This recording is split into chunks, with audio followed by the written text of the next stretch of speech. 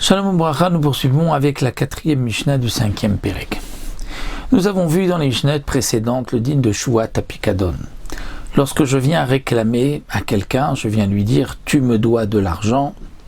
Donc on va dire Réhouven vient chez Shimon, lui dit « Shimon, tu me dois de l'argent ». Pourquoi tu me dois de l'argent ?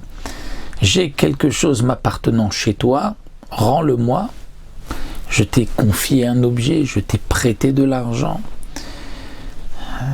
Tu m'as volé de l'argent, tu as trouvé un objet m'appartenant, rends-le-moi. Il lui dit, je jure que je n'ai rien à toi chez moi. S'il a menti, il doit porter un korban, comme nous l'avons vu, un korban hacham. Ici, la Mishnah va nous dire que parfois, on peut réclamer de l'argent, que Réhouven vient réclamer de l'argent que Shimon lui doit. Et Shimon va jurer et dire « je ne te dois rien ». Est-ce que il doit, dans tous les cas, ensuite apporter un korban ? Alors nous allons voir quelque chose d'un peu particulier ici.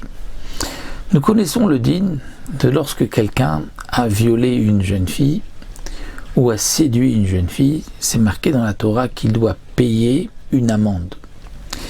C'est un knas, c'est une amende. Ce n'est pas le prix de ce qu'il a fait, mais c'est une amende que la Torah a imposée, puisqu'il y a un prix, c'est les chamishim shkalim, les 5 pièces, les 50, chamishim shkalim, les 50 pièces.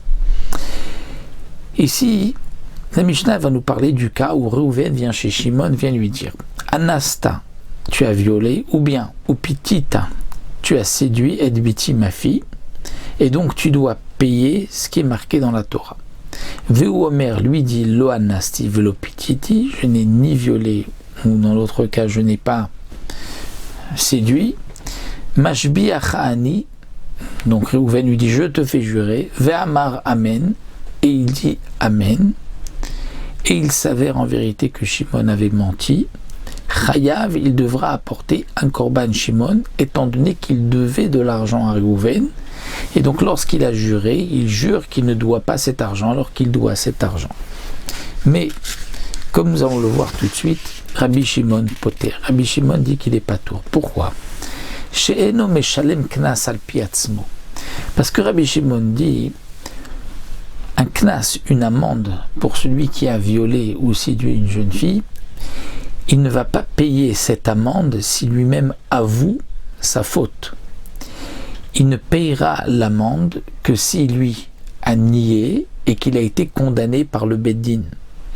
Donc Rabbi Shimon vient nous dire, étant donné que si, lorsque Réhouven vient réclamer à Shimon, vient lui dire, tu as violé ma fille, tu me dois cet argent-là, si Shimon lui avait dit, c'est vrai, j'ai fauté, j'ai violé, il ne doit pas payer l'argent, parce qu'il a reconnu sa faute. C'est ce qui est marqué dans la Torah, Modi Biknas Patour. Donc lorsque il nie, on ne peut pas considérer, dit Rabbi Shimon, qu'il a nié une dette, parce qu'il aurait très bien pu dire c'est vrai je dois, et il ne doit plus rien à ce moment-là. C'est vrai j'ai mal agi, il ne doit plus rien. Donc Rabbi Shimon dit il est patour, parce qu'on ne paye pas un knas al pi atzmo. Alors quelle est l'opinion des Chachamim? Amroulo, les Chachamim lui ont dit, mais afalpi sheno meshalem knas al pi atzmo, meshalem boshet ou begam al pi atzmo. Lorsque quelqu'un a violé une jeune fille, c'est vrai qu'il y a une amende à payer, mais il y a aussi autre chose. Il y a la honte qui lui est occasionnée. Et aussi le begam, c'est-à-dire la perte de sa, si on peut dire, de sa valeur, parce qu'elle n'est plus vierge. Et donc, ceci a un prix. Là même dans le cas où Shimon avoue avoir violé une jeune fille, il doit quand même payer le bochet ou bgam. Il ne paye pas l'amende. Mais bochet, la honte, bgam, la perte de valeur, ça il doit payer. Donc, Amroulo, les Chachamim ont dit à Rabbi Shimon, Afalpi shenem eshalem knas al pi atzmo. C'est vrai que tu as raison qu'il ne payera pas l'amende sur son aveu, mais il doit meshalem bochet ou bgam al pi atzmo. Il doit payer la honte et la perte de la valeur al pi atzmo sur son aveu. Et donc lorsqu'il vient, il lui dit tu as violé ma fille, en vérité il réclame aussi le bochet ou bgam. Et puisqu'Irgam Poshem Gam et que l'autre dit je n'ai rien fait, je n'ai pas fait, je ne te dois rien, et qu'il a juré, donc il a nié devoir de l'argent. Alors, c'est vrai que Rabbi Shimon d'un côté a raison, et les Chachamim ont aussi raison. C'est-à-dire pour Rabbi Shimon, lorsqu'il réclame le Knas, il ne lui doit pas, ce n'est pas, parce que s'il avait avoué, donc il aurait été patour, donc il n'a pas nié de l'argent.